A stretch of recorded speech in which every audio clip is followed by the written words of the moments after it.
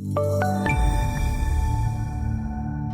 Virginia McGathey here on the floor at the CME Group reporting on the grain market. Today the soybeans fell. It just seems that the progress in the trade talks really pressured the market.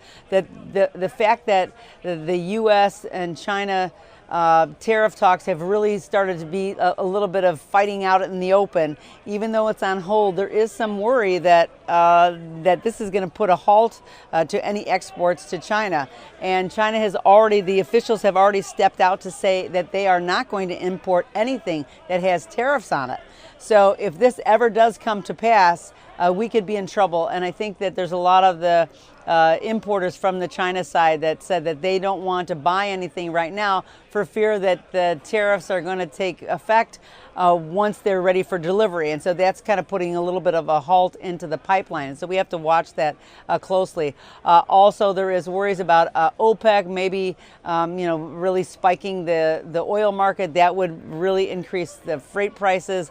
All that is also in play, as well as the fact that we are having really good weather. We thought we might get some wet weather over the weekend in some of the plains. We didn't really get that, and so the farmers were able to get a lot of their crops in for soybeans as well as corn, and that's why corn dropped as well. It actually gapped down, and it just signals that there's a little bit of a bearish sentiment out here. And I think that corn has been rallying and been very strong for quite a while, but perhaps a little bit of taking some of the profits off the table is what some of the traders are looking at. The dry weather over the weekend as well, just ensures that farmers are able to get the rest of the crop in the ground, and we should be ready to roll now that we're in the first week of June, and we're going to be watching the weather every day. So we're going to have to work on that. And even though the talks are on hold, there is we're getting close to the tipping point because we're waiting and waiting to find out which way we're going to go. And I think that some of the traders and even the commercials themselves are kind of concerned about this.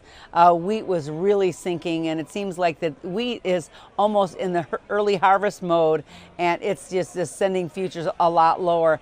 And even though some of the hedge funds were really bullish on wheat and did get long a lot of those contracts, they actually were not the ones that were liquidating, but they're still hoping for something down the road. But we did get a pretty big pullback. We know that a lot of the commercials were selling this market right now.